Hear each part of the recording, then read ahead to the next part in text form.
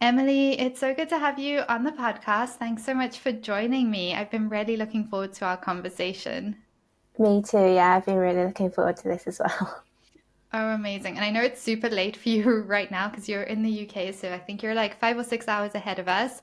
But I'm excited to chat to you and talk a little bit more about your story and how the lessons that you've learned in building your jewelry business, July Studio Creations. And I think this is an extra special episode because obviously you've been in the Jewelry Business Academy for a couple of months now. And I know you and your business really well. And I've seen like a lot of growth over the past few months. So almost close to a year, even actually, I think close Yeah, to a I think year. almost, yeah.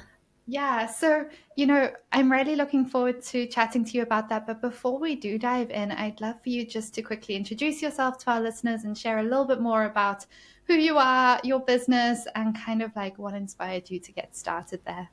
Yeah, cool. Yeah, so my name's Emily. I am the founder and creator of July Studio Creations. I make handmade polymer clay earrings. So my offer statement at the moment is dainty and joyful clay earrings inspired by the little moments of beauty in your life. So I basically started back in 2020 during the lockdown period when I think many other small businesses started as well. It was basically just as a creative outlet for me because like ever since I was young, I've always enjoyed doing like arts and crafts, like hand making things. And there was one day when I was just scrolling on TikTok and I saw a video of someone making polymer clay earrings, and I was really intrigued by it, and I really wanted to try it out. I didn't have anything to do during lockdown, so I thought I'd give it a go. And yeah, I ordered some stuff off Amazon and started kind of playing around with it, and I really enjoyed like the creativity that came with polymer clay because you can create so many different designs and so many different things that just like any idea that you think of, you can just create it. And that really provided me with like a lot of enjoyment during lockdown. And I really wanted to kind of like share my creations with lots of other people and many other earring lovers. So I started an Etsy shop probably about a couple of months after I started getting into polymer clay. And yeah, after a couple of months, it was probably about maybe like a year or so, or maybe a bit longer than that. But I then started a Shopify website because I wanted more control over just like everything that comes with owning like a jewelry business. And yeah, there's a lot more control on Shopify. So I thought I would start that. And then I was kind of like struggling a little bit on strategy and what to do. So I know you messaged me, I think it was probably about a year and a half ago, maybe. Yeah, it's a And long time ago. yeah, it feels like a long time ago. And yeah, I was just, I think the first time you messaged me, I wasn't like ready or in that like right mindset of really diving into the jewelry business. But yeah, after maybe like 6 months later, I think, I then messaged you again and said that I was ready to join. So that was kind of how we got brought together. And I guess the other things that have inspired me to kind of create the jewelry business is getting like more time back for myself, and having more control over what I do. Because I've always wanted to be my own boss. So that's one of the things that comes with owning a jewelry business. And yeah, just having more control over your time and giving myself more motivation to kind of like do what I want. So yeah, I guess like that's kind of one of the key things that has inspired me to start July Studio. Mm. You know what, Emily? I'm so glad that you shared that because I can totally resonate with that wanting control over your time and how you're spending your time and who you're spending your time with and the work that you're doing. And, we spend most of our lives working. So that work, we want it to be fulfilling. We want to also be able to cut down the time that we spend working as well. Yeah. So I really resonate with that. And, you know, I know we're going to have a lot of people listening who are maybe in a similar place where you are right now, or they're still in a full time corporate job and they haven't even got started with their business in any way, shape, or form.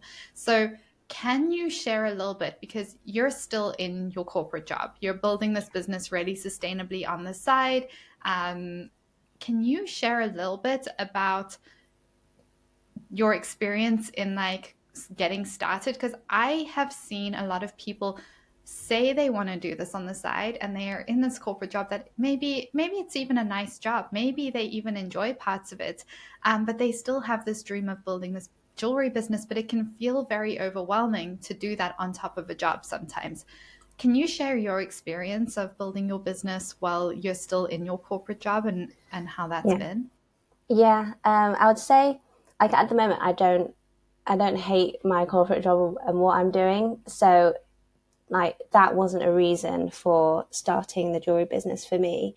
Um, when I first started, I think one of the things that I struggled with was that time management and not burning myself out, because I would basically used to work on the jewelry business as soon as I finish work and then go all the way up until midnight, just like making polymer clay earrings, and that wasn't sustainable. So it's definitely one of the trickier sides of stepping back and like saying to yourself, you need a break, Mm.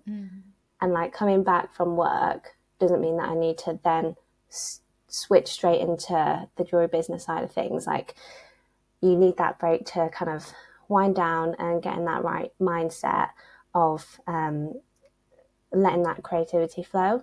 So I think making sure that you know what you need to do and planning ahead of time is what's most important. And if people are thinking about starting their own jewelry business while they're kind of doing their corporate job, I would say definitely go for it. Like there's definitely no downside to trying it. You can always write down like what goals you want to do that day and then kind of get stuck into it. I think you recommended the Asana app, and that's been good to kind of yeah, keep track of what tasks that you need to do, and that's a really good way of managing like the stuff that you need to do while you've got the corporate job. Because one of the good things is that you can, I guess, like write the amount of time that you think the task will take. So if you do come home from work and you think and you really do want to do something that's related to your jewelry business, you could maybe find like a 10-minute task, and maybe do that Instagram post that you've been wanting to do. And then you feel like you've kind of accomplished something. And bit by bit, every day, if you start doing that, then that will really help, like slowly build towards something. So I Mm-hmm. think definitely don't be afraid to get started, and plan your time, and schedule what you need to do. Because I think if you're managing a corporate job and doing your own thing on the side, time management is the most important thing, which is what I Mm. struggled with at the beginning. Um, and I'd say I'm still kind of struggling with it now, but it is kind of slowly getting better. Yeah, you know what? I'm so glad that you shared that, because number one, for anyone who's wanting to start their business on the side of their job, it is 100% possible. It's actually a really fun way to start because it takes a little bit of the pressure off as well. And what is beneficial is because you have limited time, it forces you to focus on the key things. Well, I say forces, like hopefully most people are focusing on those key things. Sometimes in your first year, when you're not too confident in what you need to be doing, maybe you'll spend a lot of that time researching and brainstorming and thinking. But, you know, ultimately what it does do, and I've seen this with my clients, sometimes it's beneficial having less time because it forces you to get really focused and be more efficient in that time. And, you know, I love what you shared about looking at how much time each task takes, because that's something I'm really like, I get all my clients to do from the very start is like, for every single task, we need to have a time limit because your tasks will fill the time that you allow them. And it's such a game changer when you're like, okay, well, I only have 10 minutes or I only have 15 minutes. Or for sometimes, like I have clients who only have 5 minute slots in between their day with their children and everything going on. And the reality is that a jewelry business, like building and scaling a jewelry business, is simply an accumulation of thousands of teeny tiny doable steps. There is no step in building a business that is not easy and doable, but it's the accumulation of that that actually gets you results. And it's being able to, number one, make sure you're doing those right tasks, and then when you break them down into how much time they actually take individually, it allows you to kind of slot them into your day much more effectively, especially when you have limited time. So thank you for sharing that, Emily. And I'd love to kind of throw back to a year ago before you joined the Jewelry Business Academy. Can you think back to just before you joined, before we started working together, what challenges were you facing in your business at that stage? And what was going on which was making you want to sign up and ready to join? I think the main thing was not knowing what tasks I needed to do to grow the business and not having a strategy, and yeah, just not knowing what to do basically, because I had invested in some other courses to do with like SEO and like email marketing, that kind of stuff. But I would start it, but then never finish it. So it was kind of like the being held accountable for the tasks that I needed to do. And that's one of the good things about joining the Jewelry Business Academy, is having a biz buddy. And Keely's my business buddy at the moment, and she's been really great at kind of like chatting to me and like holding me accountable for the tasks that I need to do. And like we do the same for each other. So that's been really helpful. But yeah, that's probably like the main thing I'd say, is just not knowing what to do, not having a strategy, and not knowing how to kind of take the business further. Yeah, I think a lot of people can probably resonate with that because I remember being in a very similar position when I was in my first year of business as well, many, many years ago. And it can feel frustrating because you're like ready, you're passionate, you have the drive, you have the excitement, you have maybe that time slot. And it's like, okay, but like, what are the key things here? And I know you mentioned you'd done like some email marketing things, and I think what there is in the industry is there's an abundance of overeducated, underachieving jewelry designers who have done a lot of courses. Maybe they've listened to all the podcasts out there, but it's one thing consuming content, it's another thing implementing. And that implementation is the only way that you're going to see results. And that implementation requires accountability. It requires those biz besties. It requires like a kind of laid out path to actually be like, okay, here's what you need to know, but now let's actually implement. So, you know, do you, like, if you think back, was there anything that made you almost not sign up for the academy? I'm curious to know. Um, to be honest, I think for me it was the investment, because the at the time I was in the process of buying a new house, so there was like two big things happening, and it was kind of like deciding which one to kind of put more investment towards. So Mhm. that was the main thing that was holding me back. But I would say it's definitely worth it. Like the amount of knowledge that you can get from the Jewelry Business Academy, and also the community that comes with it. It's definitely worth it. So I would say if you are thinking of joining, then just definitely go for it. Amazing. Yeah, thank you for sharing because we've never actually chatted about that. I'm always curious just to hear because it is an investment in yourself and in your business. And I'd love to know your advice, Emily, to somebody who's listening to this, because I've actually spoken to a lot of women who have really low self-belief in their ability to show up once they're in the program and to actually do the work. And they have they have this distrust in themselves to actually show up. What would your advice be to somebody in that situation? I would say to get in touch with a biz buddy. Yeah. Probably they are probably like the best person to kind of chat to about kind of like the situation that you're facing at the moment, or even if you don't have a biz buddy, then just find like your own community, and just like talking through it with someone, Mm. even people that you are close with that are not necessarily like a jewelry business owner, they'll know like the amount of work that you can do.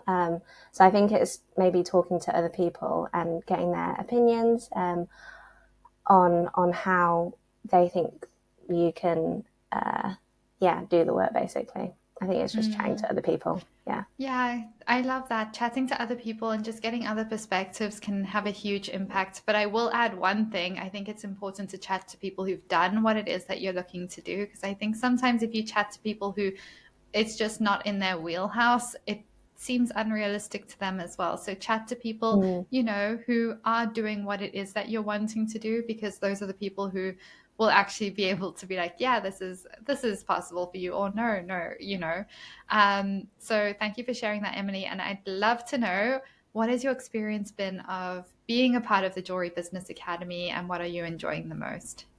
I think the the thing that I've been enjoying the most is, again, like the community and being able to speak to people who have been through like similar things, and also people who have had more experience than I do, because there's quite a lot of people in the academy that have like had their business for quite a few years, so they are like, the amount of progress that they've made it's basically significantly ahead of what I've been doing. So it's good to kind of know that one day I can get there as well. So Mm-hmm. yeah, having that community there has been good. And also the amount of the resources and the way that they're laid out, it's very like straightforward to follow, and you know what you're doing. There's no confusion about like the steps that you need to follow to kind of grow the business. And yeah, yeah, I think those are probably like the two things that I've enjoyed the most about joining so far. Oh, amazing. I love that so much. And what would you say has been one of the biggest lessons that you've learned since joining the academy? I would probably say taking a data led approach, because I think in the past I just used to post on Instagram, at whatever time, and I would just post whatever and never look at like the engagement, or what the insights that come with Instagram were showing. And I know that that's one of the key things that we definitely like need to know about, because then you know what your audience is engaging with and what they want to learn more about. So I would definitely say that that's probably one of the biggest lessons so far. Yeah, I totally agree. I think this is like the whole basis of the Jewelry Business Academy. All the strategies, like everything we lay out, is based on like what we know works based on the data. There's nothing where we're like, let's wing this and see how this does. It's very much data driven, like strategies. And when it comes to like content and stuff, I love that you shared that, because I think a lot of people get frustrated with Instagram because they're like, well, I'm showing up every day and I'm posting and I'm not maybe seeing the results I was hoping for. And you need to look at the data. You need to have a strategy in terms of the types of content that you're sharing there as well. So, thank you for sharing. And I'd love to know, what would you say have been some wins, big or small, that you've celebrated since being in the JBA? I think there's a couple, I'd say. The first one is getting, or like starting, in-person events, because I always wanted to do it, but I never like took the leap of faith to actually get started. And it was probably in our initial one-to-one coaching call where you kind of set the goal of doing 6 events by the end of the year, and that really pushed me to kind of get it done. And I've actually really enjoyed doing the in-person events, and that's probably where yeah, I enjoy it the most because you get that instant feedback of what people like and what people don't like, and understanding like what your audience is as well, because it's sometimes it's really difficult to know who your audience are when you can't see them, and they're just online. And being at the in-person event is good to kind of be able to chat to people, and find out about what they enjoy, and what they're looking for in earrings and what styles they like, and that kind of thing. And then you can start incorporating that into your own designs, if you want. The other thing is bringing on stockists. I didn't have that originally, and I really wanted to kind of get into that as well. And again, back to our coaching call, I think we had a couple of goals on getting stockists as well, and that's been going really well so far. And I've set myself another goal this year to get 20, and I know it's going to be a bit challenging, but I think it's going to be a good one, and it's going to really push myself to kind of reach out to a lot more stores, and hopefully that will be one of the main ways that I can grow my business.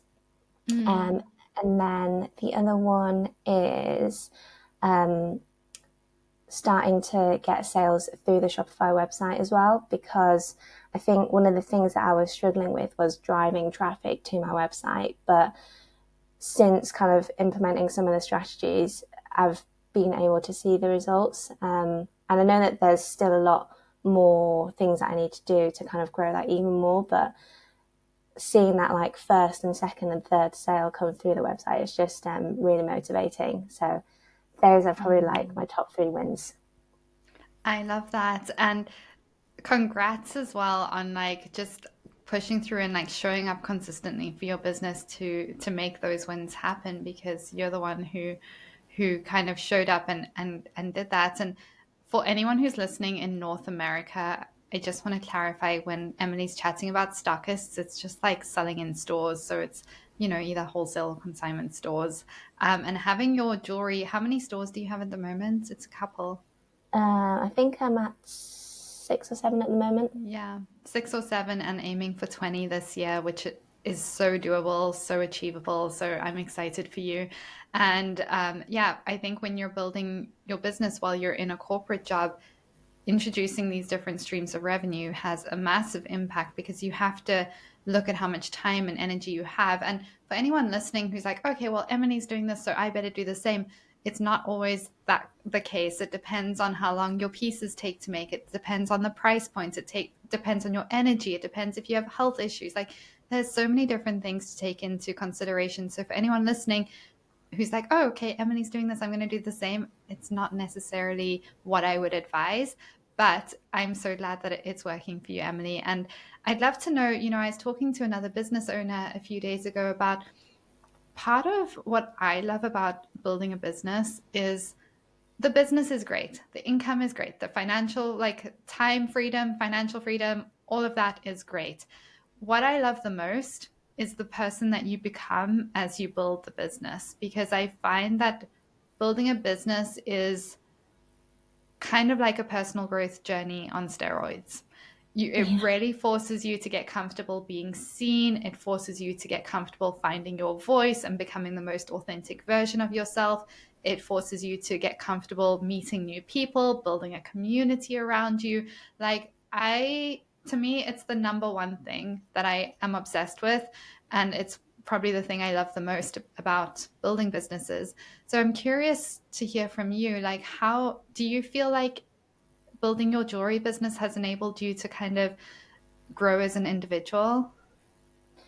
Yeah, I'd say so. I feel like I've become more confident as a person, and I'd say like doing the in-person events in particular, it's been like a really great way to meet other people as well. And I think when you start talking to other small business owners, that really kind of like increases your confidence in yourself as well, because you kind of see what other people are doing, and then you can kind of yeah, just connect over the things that you find joy over. And yeah, I guess there's lots of other little things around, yeah, just showing up consistently. I don't think I probably would have done that if I hadn't joined the Jewelry Business Academy. So it is definitely lots of little things that you start to see change in yourself. But I'd say there's definitely a long way for me to go, but I feel like I'm slowly getting there.